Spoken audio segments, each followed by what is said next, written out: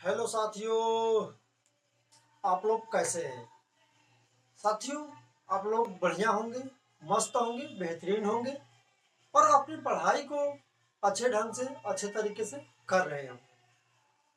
दोस्तों, कल के वीडियो में कुछ प्रॉब्लम होने के कारण हमारी वीडियो 10 से 11 मिनट की हुई और रुक गई। तो उस प्रश्न को जो हमारा छूटा हुआ था, उस प्रश्न को मैं आज आपके लिए लेकर आया हूँ। उसे मैं बेहतरीन तरीके से बताऊंगा और मैं फिर जो आज का टाइप है, टाइप 4, 5 दोनों को एक साथ लेकर आया हूँ और आज का कोडिंग और डिकोडिंग का जो आपका चैप्टर है आज खत्म करा दूंगा। साथियों, आप लोग लगातार मेहनत करते रहिए और अच्छे ढंग से पढ़ाई करते रहिए ताकि आप परीक्षा में सफल हो सके और जो आपका लक्ष्य है उस लक्ष्य को आप हासिल कर सकें।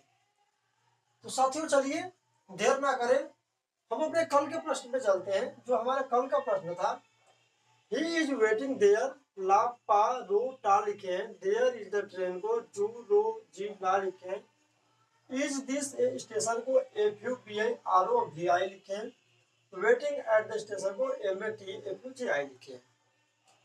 दोस्तों, ये हमारा प्रश्न था। जैसे कि हमने ऐड का निकाल भी लिया था कल, लेकिन फिर से मैं आपको एक बार और बता दूं, आपका रिवाइज हो जाएगा और आप अच्छे तरीके से और सीख लेंगे। देखिए, जब हमें ऐड निकालना था तो ऐड हमें देखना है कि ऐड है कहाँ पे। दोस्तों, ऐड यहाँ पे है और मैं एक मार्कर ले लेता हूँ ताकि आपको और अच्छे से समझ में आए। ऐड यहाँ पे है तो ऐड निकालने के लिए हमें ऐड देखना पड़ेगा। और कहाँ पे, देखिए इसमें कहीं भी ऐड नहीं दिख रहा है, इसलिए हमें अब इन तीनों को पहले निकालना होगा ताकि जब ये तीनों निकाल दे तो हमने आपको बताया था कि अपने आप इसका जो बचेगा यहाँ पे भी और यहाँ पे भी वो अपने आप हो जाता है उसका कोड। ठीक है, तो देखिए वेटिंग कहाँ पे है दोस्तों। वेटिंग यहाँ पे था, पहले, दूसरा, तीसरा और चौथे। पहले और चौथे में हमारा वेटिंग था। तो पहले और चौथे को में देखेंगे यहाँ पे क्या है दोस्तों। तो हमें क्या मिला था, टीए मिला था। टीए टीए तो वेटिंग का कोड हमारा क्या हो जाएगा, टीए, WAITING, वेटिंग का कोड हो गया टीए। ठीक है, द द दोस्तों है दूसरे और चौथे में। तो दूसरे और चौथे में देखिए क्या मिल रहा है, JI मिल रहा है। तो हमारा द का कोड हो गया JI। ठीक है, तीसरा स्टेशन, स्टेशन का कोड तीसरे और चौथे से देखिए, तीसरे और चौथे में क्या मिला है, FU। तो स्टेशन का कोड हो गया, स्टेशन का कोड हो गया F और U। तो हमें ऐड का कोड अपने आप मिल गया क्योंकि हमें FU मिल गया, JI मिल गया, TA भी मिल गया। तो ऐड का कोड हो गया MA। तो ऐड का कोड पूछा है ना, तो ऐड का कोड हो गया MA। ये तो एक हमारा आंसर आ गया ऐड का। और हमें निकालना है ला का। तो ला देखिए कहाँ पे, ला है यहाँ पे, ला है यहाँ पे। पहले और दूसरे में ला है, तो पहले और दूसरे में देखिए यहाँ पे इज भी है और ये देयर भी है। क्या है दोस्तों, इज और देयर दो मिल रहे हैं और यहाँ पे ला और रो दो मिल रहे हैं। देखिए यहाँ पे आप थोड़ा समझिएगा बात को, क्या कहना चाहता है। जब दो मिले तो हमें तीसरी लाइन में भी देखा जाता है कि क्या आरो और कहीं है दोस्तों। तो देखो आरो आपका यहाँ भी है। अब इसमें देखिए देयर कहीं है, ये दोस्तों द है। ठीक है, यहाँ पे थोड़ा मिस्टेक हुआ है, कोई दिक्कत नहीं, ये तो द है। द का तो हम ले चुके हैं, ये देयर है और ये देयर है। ठीक है, तो देखिए देयर क्या और कहीं दिख रहा है, यहाँ यहाँ नहीं दिख रहा है ना, इज दिख रहा है, हाँ इज है।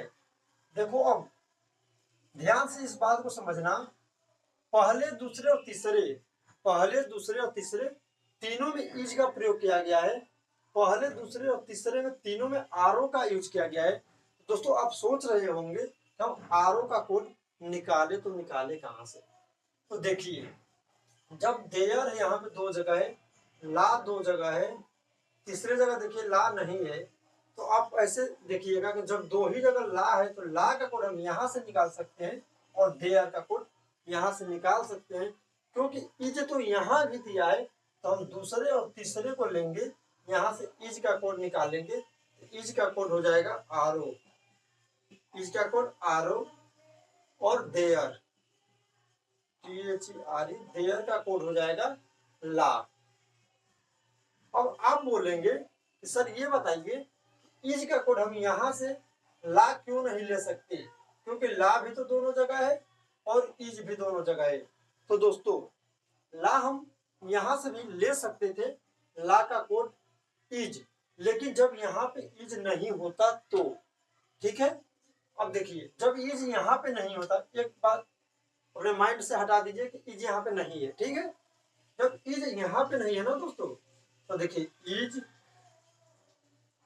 देयर आर और ला, जब इज दोस्तों यहाँ पे नहीं होता तो हम ये कह ही नहीं सकते हैं कि इज का कोड आर होगा कि एल होगा, देयर का कोड आर होगा या एल होगा, क्योंकि दोनों जगह दो दो चीज विद्यमान है, दो जगह प्रयोग किया गया है दो टाइप को, तो हम यह कह ही नहीं सकते कि देयर का कोड आर होगा या ला होगा, इज का कोड आर होगा या ला होगा। दोस्तों आप आसानी से समझे होंगे, और ध्यान से अगर समझ में ना आए प्लीज दोबारा वीडियो को देखना, कॉन्फिडेंस के साथ बोलता हूं आपको समझ में आएगा। अब ही का कोड निकालना है, ही देखिए कहाँ पे है दोस्तों, ही कहीं दिख रहा है, ही कहीं नहीं है एट द स्टेशन। दोस्तों इसमें ही तो कहीं नहीं, लेकिन ही, हाँ ही है, देखो ही है यहाँ पे, ठीक है। अब देखिए इज ले लिया, देयर ले लिया, वेटिंग हमने ले ही लिया है, ठीक है।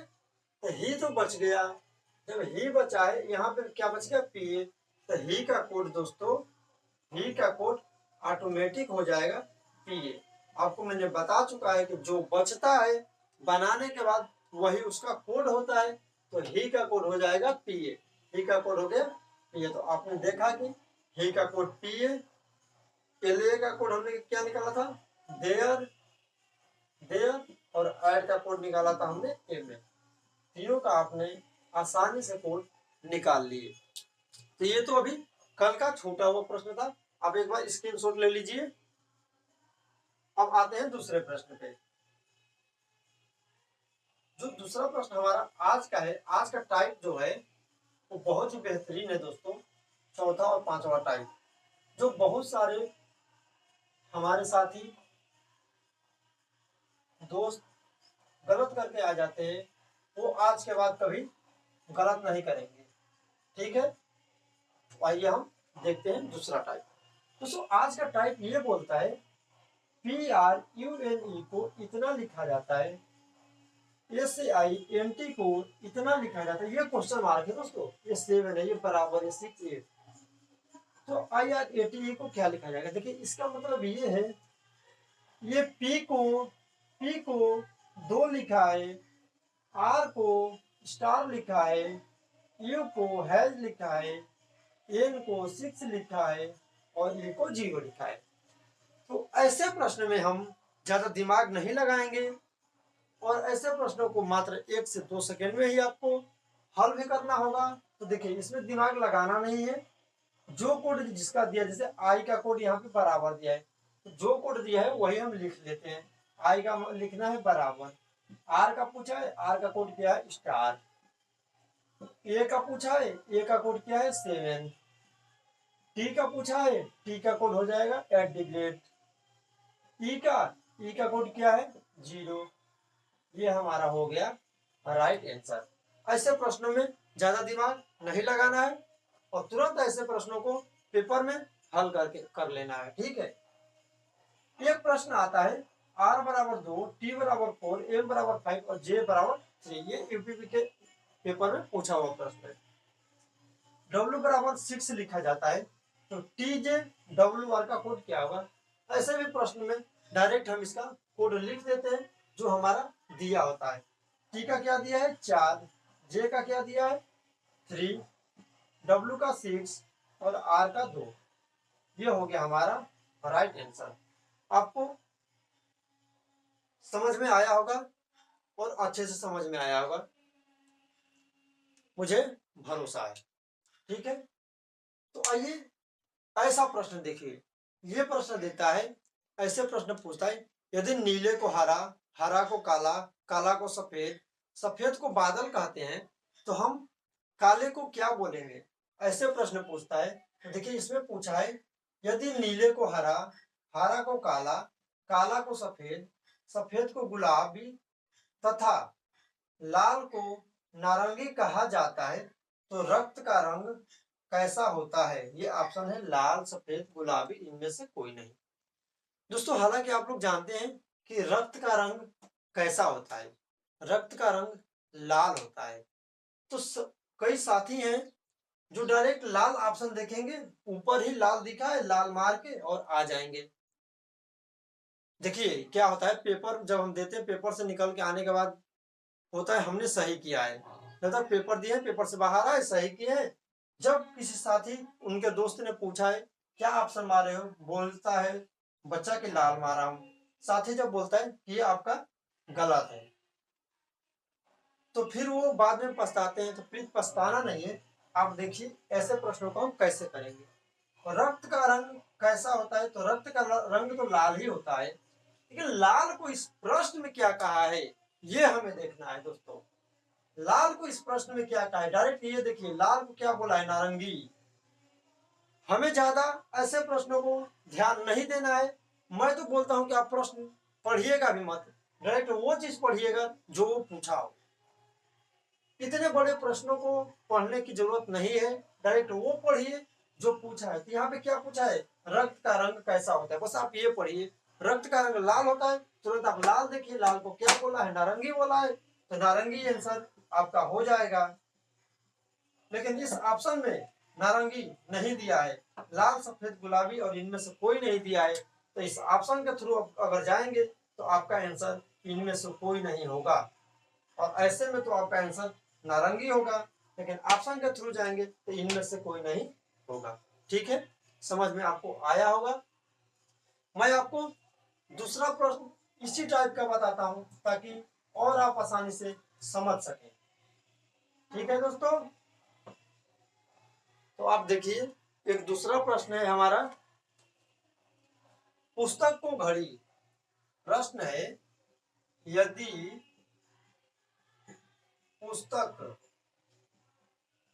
को घड़ी, घड़ी को बैग, घड़ी को बैग, आप समझिएगा मैं बोल रहा हूं, बैग को शब्दकोश, शब्दकोश, शब्दकोश को खिड़की, शब्दकोश को खिड़की, खिड़की, तो पुस्तक ले जाने के लिए हम क्या यूज करते हैं? तो पुस्तक ले जाने के लिए क्या यूज करते हैं? मतलब क्वेश्चन पूछा है, यदि पुस्तक को घड़ी कहते हैं, घड़ी को बैग कहते हैं, बैग को शब्दकोश कहते हैं, शब्दकोश को खिड़की कहते हैं, तो पुस्तक ले जाने के लिए किस चीज का यूज करते हैं? आपका आंसर है बैग, बैग। दूसरा है घड़ी, घड़ी। तीसरा है शब्दकोश, शब्दकोश। और चौथा है पुस्तक, चौथा है पुस्तक। इस प्रश्न को आसानी से समझिए। मैंने आपसे क्या बोला था, आपको प्रश्न नहीं पढ़ना है, डायरेक्ट वो चीज पढ़ना है जो पेपर में पूछा हुआ है। तो पेपर में क्या पूछा है, पुस्तक को ले जाने के लिए क्या यूज करते हैं? मतलब दोस्तों बैग, हम पुस्तक को, किताब को किस में ले जाते हैं? बैग में ले जाते हैं। किस में ले जाते हैं? बैग में ले जाते हैं। तो क्या बैग हमारा आंसर होगा? जी नहीं। बैग को क्या कहा है वो हमारा आंसर होगा।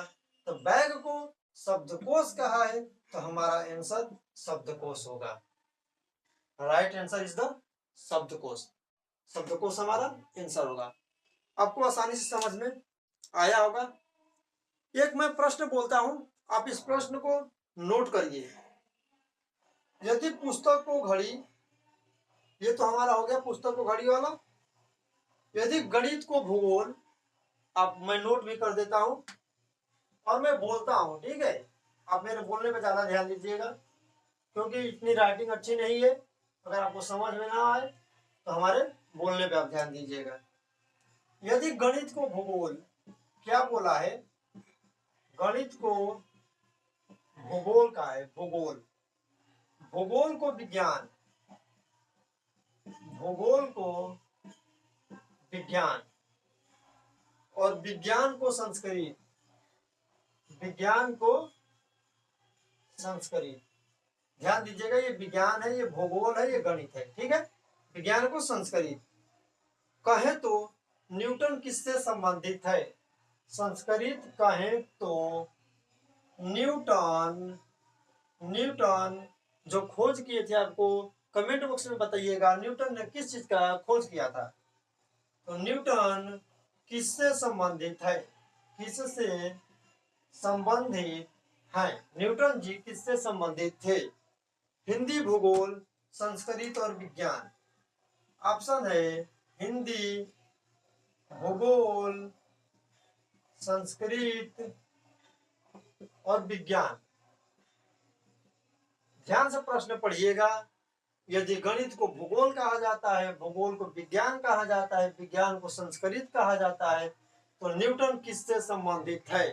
न्यूटन किससे संबंधित है? ऑप्शन है हिंदी, भूगोल, संस्कृत और विज्ञान। इस प्रश्न का आंसर कमेंट बॉक्स में दीजिएगा और कमेंट बॉक्स में लिखकर यह भी बताइएगा कि वीडियो आपको कैसी लगी, आज की वीडियो कैसी लगी, कमेंट करके जरूर बताइएगा। दोस्तों, अगर हमारी और क्लासें नहीं देखी हैं, पहले, दूसरी, तीसरी, तो प्लीज जाके वो क्लास देखिए ताकि आपको और अच्छे से समझ में आए।